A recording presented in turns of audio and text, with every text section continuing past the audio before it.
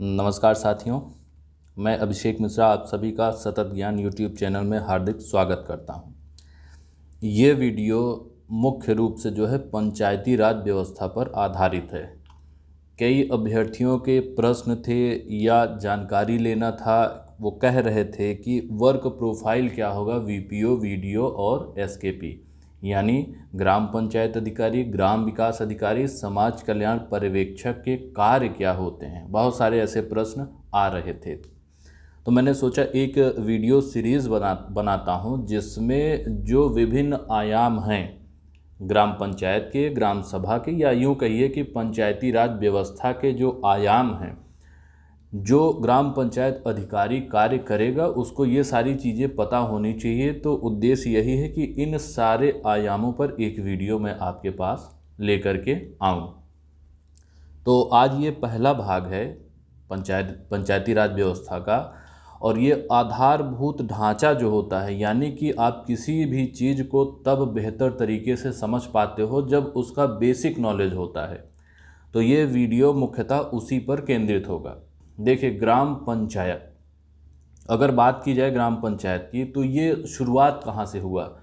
अगर शुरुआत की बात की जाए तो जो स्वतंत्रता आंदोलन चल रहा था 1947 के पहले, वहाँ पर आपने पढ़ा भी होगा, बहुत सारे ऐसे हमारे महापुरुष थे, स्वतंत्रता सेनानी थे, जिन्होंने स्वराज, स्वशासन या फिर स्वदेशी की बात कही थी। तो अगर ग्राम पंचायत के स्वप्न की बात की जाए तो गांधी जी ने इसे देखा था और साकार करने का प्रयास भी किया था। अब ये बात दूसरी कि लॉर्ड मायो और रिपन के काल से ये सारी प्रक्रियाएं चली आ रही थी, लेकिन हमारे यहाँ इंडिया में जो ग्राम पंचायत लागू करने में महत्वपूर्ण योगदान था, उसका जो स्वप्न देखा था वो महात्मा गांधी जी ने देखा था। देखिए, पंचायतों के अभाव में न तो लोगों का विकास हो सकता है और न ही ग्रामीणों का विकास हो सकता है। तो राष्ट्रीय आंदोलन में गांधी जी ने पंचायती राज को बहुत ही ज़्यादा लोकप्रिय बना दिया था। यही कारण है कि आप देखेंगे संविधान के भाग 4 में, जिसमें राज्य के नीति के निदेशक तत्व हैं, उसमें एक अनुच्छेद जोड़ा गया सिर्फ गांधी जी के सपने को साकार करने के लिए। कौन सा अनुच्छेद है? अनुच्छेद 40। तो अनुच्छेद 40 को राज्य के नीति के निदेशक तत्व यानी डीपीएसपी में जोड़ा गया। ये संविधान बन गया, सब कुछ प्रक्रियाएं चलती रहीं। 1952 में चुनाव हुआ और पंडित जवाहरलाल नेहरू जो है प्राइम मिनिस्टर बनते हैं। तो प्राइम मिनिस्टर बनने के बाद 2 कार्यक्रम भारत में शुरू किए गए। 1952 में सामुदायिक विकास कार्यक्रम शुरू किया गया और 1 साल बाद यानी 1953 में राष्ट्रीय सेवा विस्तार कार्यक्रम की शुरुआत करी गई। उद्देश्य इनका क्या था? उद्देश्य ये था कि गांव में जो किसान हैं उनको सस्ते बीज उपलब्ध करवा दिया जाए और बेहतर तकनीकी सुविधाएं उनको उपलब्ध करा दी जाएं। अब चूंकि भारत में स्थिति उतनी बेहतर नहीं थी, खाद्यान्न की बात की जाए, अगर कृषि की बात की जाए तो भारत एक कृषि प्रधान देश है, नो डाउट, लेकिन उस समय आप देखेंगे तो राशन की, अनाज की पैदावार उस हिसाब से नहीं हुआ करती थी, दिक्कतें बहुत थीं। तो सस्ते बीज हो गया, फिर बेहतर तकनीकी सुविधाएं हो। आपने सुना भी होगा किर्लोस्कर पंप का एक प्रचार आता था, सस्ता रोए बार बार, महंगा रोए एक बार। तो तकनीकी का प्रयोग उस समय आप कहिए कि किर्लोस्कर एक अच्छी कंपनी मानी जाती थी बेहतर तकनीकी के मामले में। अब ये दोनों कार्यक्रम तो लागू हो गए, लेकिन वो सफलता नहीं मिल सकी जिसकी अपेक्षा की गई थी। तो अब किया क्या जाता? तो इसको सकारात्मक दिशा में आगे बढ़ाने के लिए, यानी कि सफल बनाने के लिए एक कमेटी का गठन किया गया, यानी एक समिति बना दी गई, जिसकी अध्यक्षता कौन कर रहे थे? बलवंत राय मेहता। 1957 में इस समिति का गठन किया गया, यानी ये कमेटी 1957 में बनी। देखिए, बलवंत राय मेहता जी थे कौन? ये गुजरात के दूसरे मुख्यमंत्री थे और कांग्रेस के बहुत ही नामी नेता थे।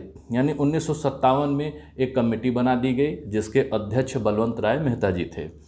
1957 में ही बलवंत राय मेहता जी ने अपनी रिपोर्ट सौंप दी। दुर्भाग्य ये था कि 1957 में ही बलवंत राय मेहता जी का निधन हो गया एक विमान दुर्घटना में।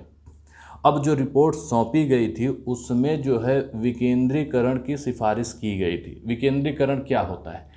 सत्ता जो होती है उसमें शक्ति समाहित होती है। अगर उन्हीं शक्तियों को अलग अलग हाथ में दे दिया जाए, यानी शक्तियों का विभिन्न लोगों को दे दिया जाए या विभिन्न संस्थाओं को दे दिया जाए, यानी कि शक्तियों को बांट दिया जाए, इसी को विकेंद्रीकरण कहते हैं। तो इस रिपोर्ट में बात की गई कि शक्तियों का विकेंद्रीकरण यानी कि विकेंद्रीकृत कर दिया जाए, यानी इसी विकेंद्रीकरण को पंचायती राज के नाम से जाना गया। अब आप देखिए, संघ में एक सरकार है, ठीक है, राज्य में अलग अलग सरकारें हैं, तो राज्य का एक अलग अपना रूपरेखा होती है, कार्य होता है, वहाँ के मुद्दे अलग होते हैं। तो अगर केंद्र की सरकार जो है केंद्र में बैठ करके अगर वो चाहे कि सभी राज्यों को कंट्रोल कर ले तो कहाँ से संभव हो जाएगा। एक व्यक्ति एक सरकार बैठ के इतने विविधतापूर्ण भारत में शासन नहीं चला पाएगी। इस वजह से राज्य बने, राज्य में क्या हुआ, अलग सरकारें बनी। अब इतने बड़े बड़े राज्य होते हैं, वहाँ की अगर बात की जाए तो वहाँ फिर कैसे काम चलेगा। तो वहाँ के लिए भी विकेंद्रीकरण की प्रक्रिया अपनाई गई कि भाई ग्राम पंचायत बने, नगर पालिका बने, ठीक है, पंचायती राज व्यवस्था आए, ताकि वहाँ पर भी विकेंद्रीकरण हो और उस क्षेत्र का विकास संभव हो पाए। तो बलवंत राय मेहता की जो सिफारिश थी, पहली बार उसको 2 अक्टूबर 1959, ठीक है, 2 अक्टूबर 1959, चूँकि गांधी जी का सपना था, इस वजह से 2 अक्टूबर को इसको राजस्थान के नागौर ज़िले में लागू की गई, यानी पंचायती राज व्यवस्था लागू कर दिया गया। अब ये देखें, 1959 की बात थी। 1960 के दशक में अगर देखा जाए तो भारत में बहुत उथल पुथल का आलम था, स्थिति बहुत ख़राब हो गई थी। कारण क्या था कि 1962 में 62 में चीन से युद्ध हो गया, 65 में पाकिस्तान से युद्ध हो गया और 64 में ही नेहरू जी की मृत्यु हो गई थी। और आपातकाल, आप कहिए कि एक आपातकाल तो नहीं कहेंगे, एक संकट का दौर आया जब सूखा पड़ गया, खाद्यान्न संकट, अकाल के कारण खाद्यान्न संकट हो गए, अनाज की पैदावार ही नहीं, लोग भूखे मरने लगे, स्थिति ये हो गई। तो इन सभी संकटों की वजह से पंचायती राज्य का क्रियान्वयन हो ही नहीं सका। अब ये तो प्रक्रिया चलती रही। देखिए, इसके बाद जो है इंदिरा गांधी सरकार आ गई। इंदिरा गांधी सरकार में आपने देखा होगा कि इमरजेंसी भी लागू की गई। वहाँ पर सत्ता में आप देखेंगे तो शक्ति का एक केंद्र स्थापित हो गया कि कैबिनेट, और कैबिनेट की बजाय आप ये कहिए कि इंदिरा गांधी ही कैबिनेट थी। तो जो निर्णय ले लिया उन्होंने वही सब जगह लागू होगा। तो विकेंद्रीकरण की बात वहाँ पर ख़त्म हो जाती है, वहाँ पर कोई प्रगति नहीं हुई। अब 1977 में जनता सरकार के द्वारा, यानी जनता सरकार जब पावर में आती है इंदिरा गांधी के बाद में, तो एक समिति का गठन किया जाता है, अशोक मेहता समिति।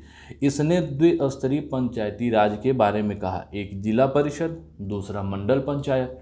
अच्छा, बलवंत राय मेहता समिति जो बनी थी उसने त्रिस्तरीय व्यवस्था की बात करी थी, जो कि हम लोग अभी देखेंगे और मेन मुद्दा वही होगा। तो जिला परिषद और मंडल पंचायत का जिक्र किया गया। अब ये भी ठीक है, सरकार चलती रही। अब चूँकि अशोक मेहता समिति का जो भी सिफारिश था, अब सरकार फिर बदलती है। 1986 में राजीव गांधी सरकार आ जाती है। अब राजीव गांधी सरकार ने लोकतंत्र और विकास के लिए एक समिति का गठन कर दिया, जिसके अध्यक्ष कौन थे, लक्ष्मीमल सिंधवी। तो इसको LM सिंधवी समिति भी कहा गया, क्योंकि जो अध्यक्षता करता है उसी के नाम पर समिति का नाम रख दिया जाता है। अब इसने एक रिपोर्ट दी, उसमें बहुत सारे पॉइंट थे, लेकिन एक पॉइंट जो हम लोग के काम का है वो क्या था कि पंचायतों को संवैधानिक आधार प्रदान कर दिया जाए। ये बात उस रिपोर्ट में कही गई। 1989 में, ये 1986 की बात थी जो लक्ष्मीमल सिंधवी समिति ने अपना रिपोर्ट दिया। तो 1989 में 64वां संविधान संशोधन विधेयक लाए गए। देखिए, संविधान में बहुत सारी बातें कही गई हैं, लेकिन वो ज़मीनी स्तर पर तब तक लागू नहीं हो पाती हैं जब तक कि एक संविधान संशोधन अधिनियम न लाया जाए। यानी अधिनियम आप ले आइए, उस चीज़ को आप लागू करवाइए। जैसे आपने शिक्षा का अधिकार देखा या फिर फूड सिक्योरिटी एक्ट देखा, ये सारी चीज़ें कैसे एक्ट बना, संविधान में इन सब की चर्चा है, लेकिन ये ज़मीनी स्तर पर लागू नहीं हो पाती है जब तक कि संविधान में अधिनियम नहीं बनाए जाते हैं। अधिनियम बना करके ज़मीनी स्तर पर लागू किया जाता है। तो 64वां संविधान संशोधन विधेयक लाया गया, लोकसभा में तो पारित हो गया क्योंकि राजीव गांधी सरकार के पास बहुमत था, लेकिन राज्यसभा में बहुमत ना होने की वजह से ये विधेयक धराशायी हो गया, यानी कि विधेयक पास नहीं हो पाया। फिर धीरे धीरे आगे ऐसे सिस्टम बनता गया।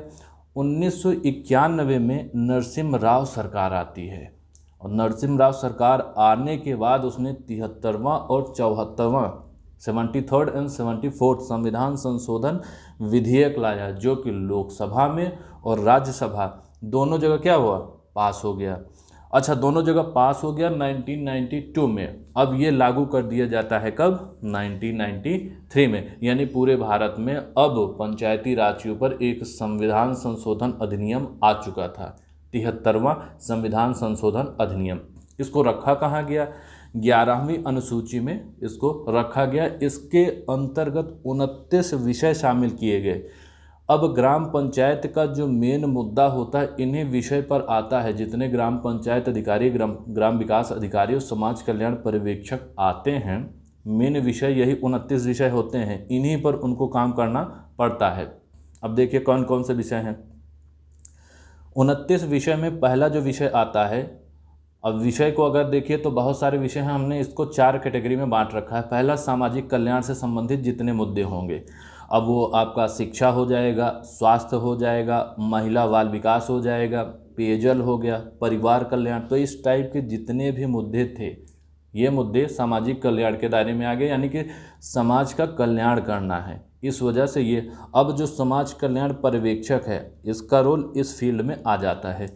दूसरा ग्राम विकास की बात की गई, तो ग्राम विकास में क्या करेंगे, गांव का विकास आपको करना है। कैसे कर पाएंगे, सड़क हो गया, पुलिया हो गई, नाली हो गया, मेला पुस्तकालय, या फिर आपका ये मनरेगा हो गया, या आपका पीडीएस हो गया, जो आपका राशन मिलता है, जो दुकानें होती हैं, इस टाइप की चीज़ें, ये ग्रामीण विकास के क्षेत्र में है, यानी कि ग्रामीण विकास का विषय हो गई। तीसरा विषय आ जाता है कृषि का विषय, एग्रीकल्चर। देखिए इसमें क्या आएगा आपका, जैसे कृषि हो गया, पशुपालन हो गया, डेयरी हो गया, मुर्गी हो गया, मछली पालन, जितने इस टाइप की चीज़ें होती हैं कृषि से संबंधित। अब आगे हम लोग जब देखेंगे कि कार्य प्रणाली क्या होती है, वर्क कल्चर क्या होता है, या फिर आप कहिए कि प्रोफाइल क्या होता है कार्य करने का, जो वीपीओ और वीडियो होता है, तो वहाँ पर हम लोग देखेंगे कि किस प्रकार से ज़मीन का समतलीकरण किया जाता है, मेड़बंदी की जाती, इस टाइप की चीज़ें जो भी होती हैं उस पर हम अलग से चर्चा करेंगे। लेकिन अगर विषय को अगर हम देखें तो सामाजिक कल्याण का विषय आ गया, ग्रामीण विकास का विषय आ गया, कृषि का विषय आ गया, उद्योग आ गया। उद्योग में क्या, अब गांधी जी का ख्वाब ही था, क्या था, कुटीर उद्योग, लघु उद्योग, खादी ग्राम उद्योग उसका एक एग्जाम्पल है ही, प्लस खाद्य प्रसंस्करण, यानी कि फूड का प्रोसेसिंग करके उनको संरक्षित करना। तो ये 4 विभिन्न क्षेत्रों में 29 विषय को बांट दिया गया। अब बलवंत राय मेहता समिति की जो सिफारिश थी उसमें एक चीज़ ये थी, त्रिस्तरीय पंचायती राज व्यवस्था लागू की जाए। त्रिस्तरीय पंचायती राज व्यवस्था में पहला क्या हो गया, आप जिस गांव के रहने वाले हो वहां की आप बात कर लो, आप उस ज़िले की बात करो तो एक ग्राम पंचायत हो जाएगी। ग्राम से आगे जब बढ़ोगे, गांव से आगे बढ़ो तो एक ब्लॉक आएगा, तो वो ब्लॉक पंचायत हो गई। उससे जब आप आगे बढ़ोगे तो जिला आएगा, यानी जिला पंचायत हो गई। तो ग्राम पंचायत, ब्लॉक पंचायत और जिला पंचायत, एक जिले में पंचायती राज के ये 3 अंग हो गए। अब ग्राम पंचायत में देखिए मिलकर के बनता है वार्ड और ये आपका प्रधान जो होता है, प्रधान और वार्ड जो होते हैं इनसे मिलकर। लेकिन अगर सरकारी नौकर की बात की जाए तो 2 नौकर इसमें स्पेशली आते हैं, एक हो गया आपका वीडियो और दूसरा हो गया लेखपाल। अब वीडियो वीपीओ यानी ग्राम पंचायत अधिकारी, ग्राम विकास अधिकारी, दोनों के कार्य समान होते हैं, मंत्रालय अलग होता है, अभी दोनों के काम सेम है, समान ही हैं। जहाँ पर ग्राम पंचायत अधिकारी होता है वहाँ ग्राम विकास अधिकारी नहीं होता, और जहाँ ग्राम विकास अधिकारी होता है वहाँ ग्राम पंचायत अधिकारी नहीं होता।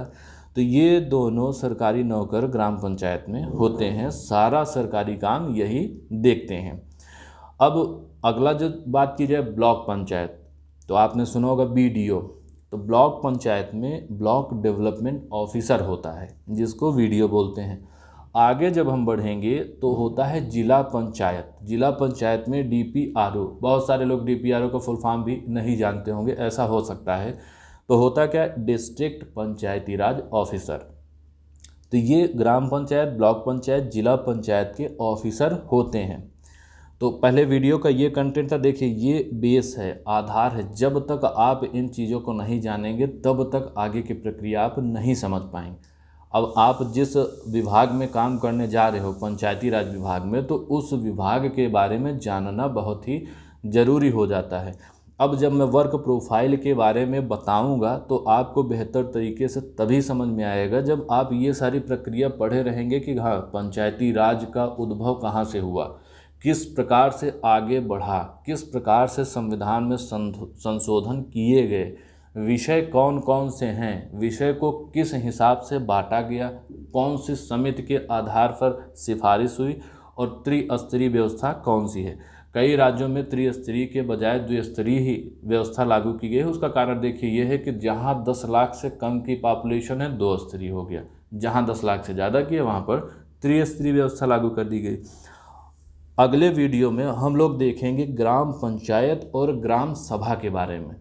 ग्राम पंचायत और ग्राम सभा के बारे में अच्छे से हम लोग देखेंगे कि आखिर जाना है जब पंचायत में तो वहाँ पर होता क्या है। जब तक आप बेसिक स्ट्रक्चर इनका नहीं जानेंगे आपको मज़ा नहीं आएगा।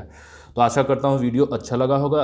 अब आपको वीडियो के ऊपर कमेंट करना है, रिव्यू आपको देना है कि वीडियो लगा कैसे, अच्छा लगा या नहीं। अगर अच्छा लगा होगा तो बहुत ही जल्द एक अगला पार्ट इस पर आएगा। इसी प्रकार से आपको इसके विषय के बारे में जानकारी देने का मैं प्रयास करूंगा। तो आप देखिए वीडियो आगे जो भी आने वाले हैं और इसको अपने साथियों के साथ शेयर भी करें। Thanks for watching. मिलते हैं अगले वीडियो में अगले पार्ट पर।